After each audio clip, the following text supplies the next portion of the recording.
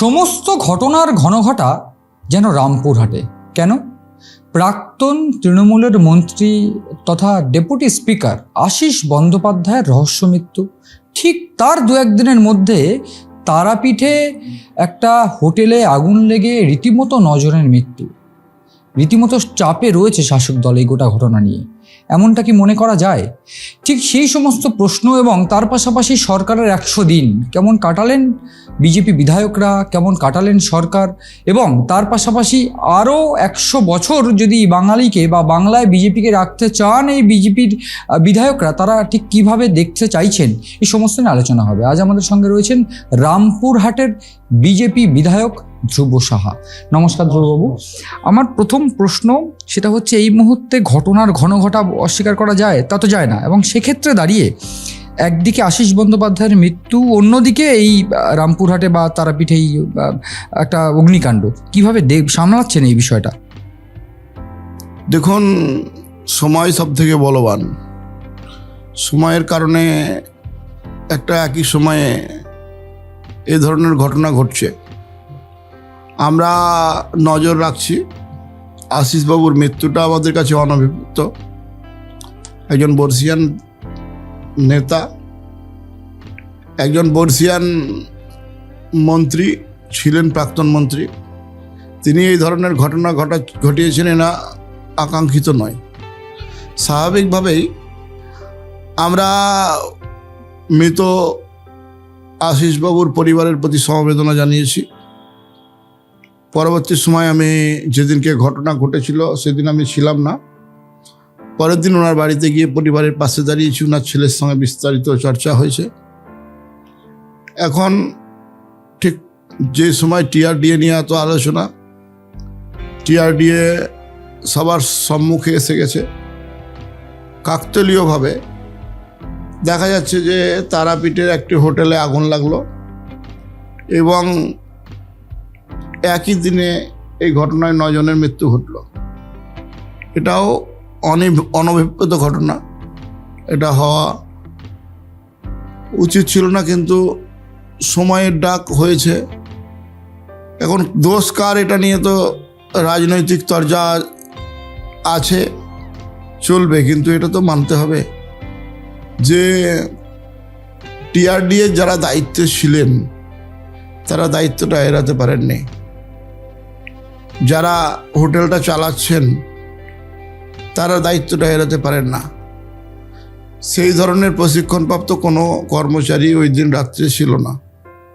যদি সেই ধরনের একটা শুভবুদ্ধি সম্পন্ন হোটেলের কর্মচারী থাকতো, আমার ধারণা ওখানে স্পটে তৎক্ষণাৎ গিয়ে আমার যেটা অনুভব হয়েছে, 9 জন মারা যেত না। হয়তো কম মারা যেত কিংবা মারা যেত না, কিন্তু সেই ধরনের ইনফ্রাস্ট্রাকচার আগে সরকার তৈরি করেনি। যেটা আমরা অলরেডি নির্দেশ দিয়েছি হোটেল মালিকদের ডেকে, যে আপনারা বড় হোটেল আছে, যেমন হোটেলতেই ধরো সেই রকম ধরনের লোক নিয়োগ করতে হবে। প্রয়োজনে হোটেল ম্যানেজমেন্ট করা লোকেদেরকেও আপনাদের স্টাফ হিসেবে রাখতে হবে, যারা কি করতে হয় না সেই জ্ঞান আছে। তো সুতরাং সময়ের কারণে হয়েছে, সময় বলবান। না, এক্ষেত্রে আমি যদি আশিসবাবুর মৃত্যুর বিষয়টা দেখি, আশিসবাবুর মৃত্যুর বিষয়টা রহস্যজনক, এবং ঠিক টিআরডিএ দুর্নীতি নিয়ে প্রশ্ন ওঠা এবং তদন্তের প্রশ্ন ওঠার পরেই তার মৃত্যু, এবং তিনি কিন্তু নিজেকে নির্দোষ বলে দাবি করে গিয়েছেন। তার যে নোট পাওয়া গিয়েছে, যদিও সেটা ফরেন্সিক বলবে যে নোটটা কার লেখা, কিন্তু আমার প্রশ্ন এইটাই যে টিআরডিএ দুর্নীতির মাথাটা কে তাহলে অ্যাকচুয়ালি, যদি তিনি নির্দোষ হয়ে থাকেন? সেটা তো আশিসবাবুকে প্ল্যানচেট আনতে হবে, করতে হবে, নিয়ে জিজ্ঞেস করতে হবে তাহলে দোষীটাকে। দোষী তদন্ত বলবে, দোষী সময় বার করে দেবে দোষীকে। আশিসবাবু বলছেন যে অন্যায় অনেক কিছু হতো, মুখ বুঝে সহ্য করতাম, কিছু বলার ছিল না। আজকে আশিসবাবু মারা গেছেন, আমি বিতর্কে যেতে চাই না। সম্ভবত ওনার বাড়ির থেকে ফোন এসেছিল, সোমবার না মঙ্গলবার অন্ত্যেষ্টিক্রিয়া থাকার জন্য অনুরোধ করেছে। মঙ্গলবারই বলল বোধ হয়। তো যাই হোক, আমি বলবো যে আগের সরকারের যদি দূরদৃষ্টিটার অভাব থাকতো তাহলে এই ধরনের ঘটনা ঘটতো না। যে হোটেলটা এই ধরনের ঘটনা ঘটেছে, অগ্নি নির্বাপনের সমস্ত ধরনের ব্যবস্থা করেছে, কিন্তু তারপরেও ঘটনা ঘটলো কেন? Bulb is not fuse, connection is loose, ইংরেজিতে একটা কথা আছে। শুধু কানেকশন ছিল না, কানেকশন ছিল না মানে উপযুক্ত লোকের অভাব ছিল। সেই উপযুক্ত লোকটাও তো দরকার, সেটা রাখলো না কেন? এটা দেখবে কে? এটা তো দেখার দায়িত্ব ছিল তাদের। স্বাভাবিকভাবেই আমরা সেই ব্যাপারে নির্দিষ্ট রূপরেখা তৈরি করেছি এবং আমাদের সরকারের যারা পুলিশ প্রশাসন কিংবা আপনার ইলেকট্রিসিটি ডিপার্টমেন্টের লোক কিংবা বাকি যারা তদন্ত করছেন, আমরা দাবি করেছিলাম মাননীয় মুখ্যমন্ত্রীর কাছে যে একটা তদন্ত কমিটি গঠন হোক। আমি মুখ্যমন্ত্রীকে ধন্যবাদ জানাবো যে 9 সদস্যের তদন্ত কমিটি মাননীয় জেলাশাসক ঘোষণা করেছেন। সেই তদন্ত কমিটি এই ধরনের ট্রেনি লোক হোটেলে রাখা হচ্ছে কিনা দেখবে এবং দেখার দায়িত্ব নেবে। আচ্ছা, এক্ষেত্রে আমার আরও যেটা প্রশ্ন, তিনি বলছেন বা আশিসবাবু যেটা লিখে গিয়েছেন চিঠিতে যে তিনি নির্দোষ এবং অনেক কিছু মুখ বুজে থাকতে হচ্ছে, তাকে সহ্য করতে হচ্ছে। এই প্রশ্নটা কি খুব স্বাভাবিকভাবে উঠছে না যে তিনি নির্দোষ, তিনি একজন ডেপুটি স্পিকার, তিনি প্রাক্তন মন্ত্রী ছিলেন, মন্ত্রী থেকেও তিনি কোনো আওয়াজ করতে পারেননি, মানে ট্যাফও করতে পারেননি? তাহলে কত বড় শক্তি টিআরডি এর পিছনে রয়েছে? দেখুন, টিআরডি এর পিছনে শক্তি নয়, পলিটিক্যাল শক্তিটা মিস ইউজ হয়েছে। টিআরডি এর তো শক্তি আছে, এটা উন্নয়ন পরিষদ, পশ্চিমবাংলায় অনেক উন্নয়ন পরিষদ আছে, বীরভূমি আর একটা আছে শান্তিনিকেতন ডেভেলপমেন্ট পরিষদ, বোলপুর শান্তিনিকেতন ডেভেলপমেন্ট পরিষদ অথরিটি, সেটা যেমন আছে, বক্রেশ্বর আছে। তো সেই জায়গাতে কাজ করার সময় কাজটা কি ধরনের করবে তার ইনপুট আউটপুট থাকে সরকারের পক্ষ থেকে। তাহলে সেইটা সরকার নিজের দলের স্বার্থে ব্যবহার করেছে, মানুষের কাজে লাগায়নি, যেটা আমাদের সরকার মানুষের স্বার্থে লাগাতে চাইছে। স্বাভাবিকভাবেই এই ঘটনাতে টিআরডি এর যারা ছিলেন পূর্ববর্তী সরকারের সময়, তারা দায়ী এড়াতে পারেন না।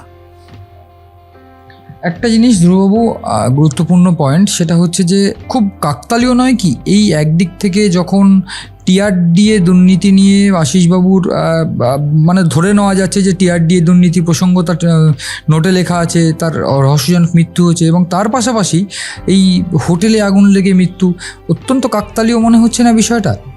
দেখুন, যদি আগুনটা আজকে লাগতো, গত 2 দিন আগে না লেগে লাগতো আগুন, এখন সময়টা পরের দিন হয়েছে, আপনার কথাতে কাকতালীয় তো বটেই, কিন্তু তারাপীঠকে যৌতুকগৃহ বানিয়েছে 15 বছরের তৃণমূল সরকার, এটাও বাস্তব। এই যৌতুকগৃহের কারণে এই ধরনের ঘটনা ঘটছে। আমি যতটা জানলাম এখনও পর্যন্ত 15 আর 8-এ 23টি হোটেলকে মানে বন্ধ করার নোটিশ দিয়েছে প্রশাসন। আমি আজকে হোটেল মালিকদের সঙ্গে একবার দেখা করব, কথা বলবো বলেছি, এবং আমরা নির্দেশ দেবো যে সরকারের আইন সবাইকে মানতে হবে। হ্যাঁ, এক্স্যাক্টলি, আমি তো সেটা দেখলাম, আমরা যে প্রশাসনের তরফ থেকে বন্ধ রাখা হয়েছে হোটেল, নির্দেশ দেওয়া হয়েছে। এবার যেটা প্রশ্ন সেটা হচ্ছে যে এই যে এতগুলো হোটেল বন্ধ থাকবে, সেক্ষেত্রে বেশ কিছু রেভিনিউ বা রাজস্বের একটা বিষয় থাকবে, এটা যেমন ঠিক, আমার কাছে এটাও একটা আশঙ্কার যে সাধারণ মানুষের মধ্যে একটা চিন্তা বা উদ্বিগ্ন হওয়ার মতন পরিস্থিতি কিন্তু হয়েছে যে তারাপীঠে আগুন লাগার পর। সেক্ষেত্রে তারাপীঠের এই আগুন লাগার ঘটনা আপনারা আগামীতে রুখবেন, সেই পরিকল্পনা বা রূপরেখা কি আছে? সেই পরিকল্পনা নিয়ে হোটেলটা বন্ধ করা হচ্ছে।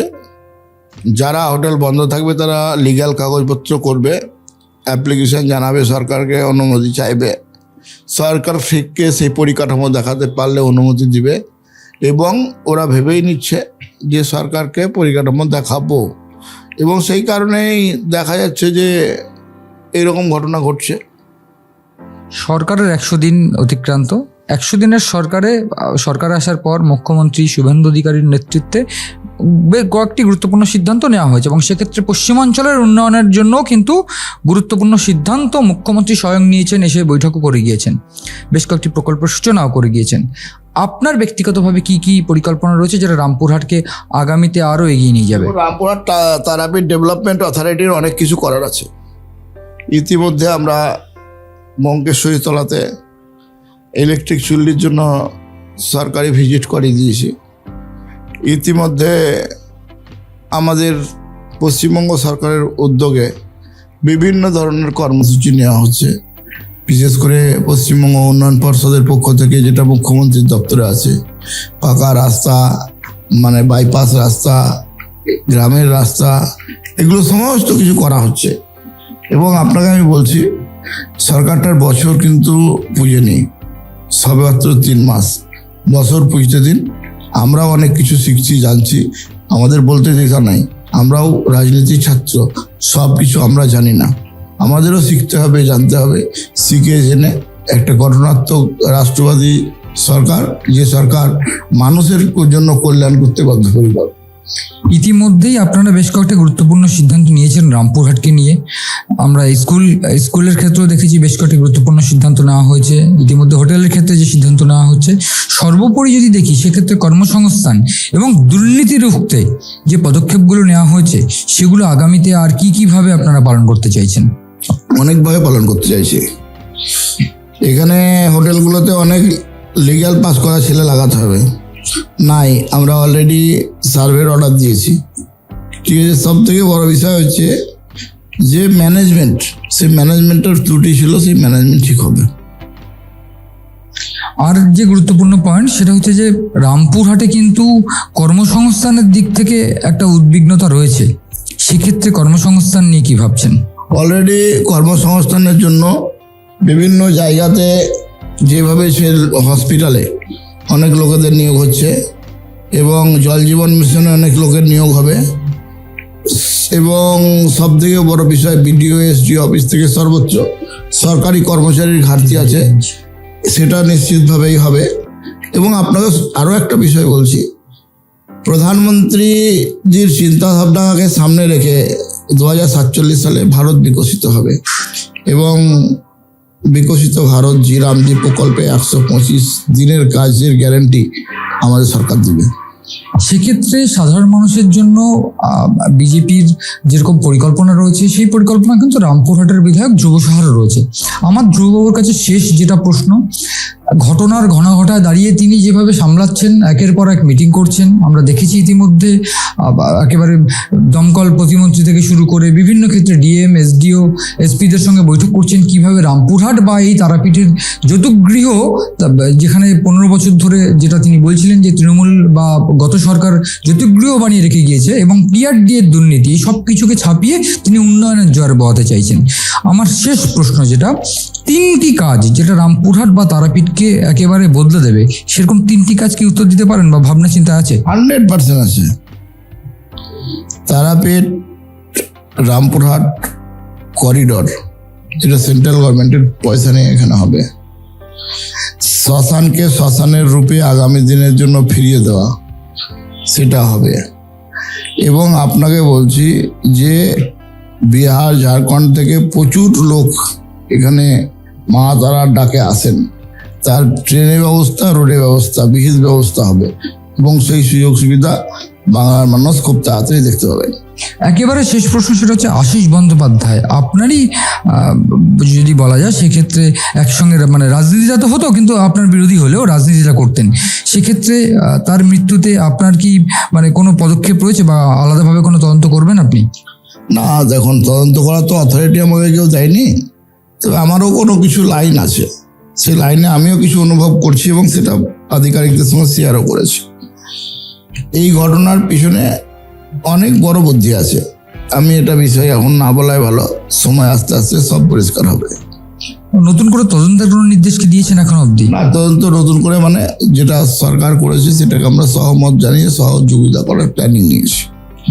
সব মিলিয়ে প্রাক্তন মন্ত্রী আশিস বন্দ্যোপাধ্যায়ের মৃত্যুকে ঘিরে এক যে চাঞ্চল্য অন্তত রামপুরহাট বা তারাপীঠে তৈরি হয়েছিল বা রামপুরহাটে তৈরি হয়েছিল, সেটা যেমন তিনি গুরুত্বপূর্ণভাবে দেখছেন, এবং তার পাশাপাশি ঠিক ঘটনার ঘটায় এই রামপুরহাট বা তারাপীঠেও কিন্তু একটা দুর্ঘটনা ঘটেছে এবং যেখানে 8জন বা 9জন অগ্নিদগ্ধ হয়ে মারা গিয়েছেন হোটেলে।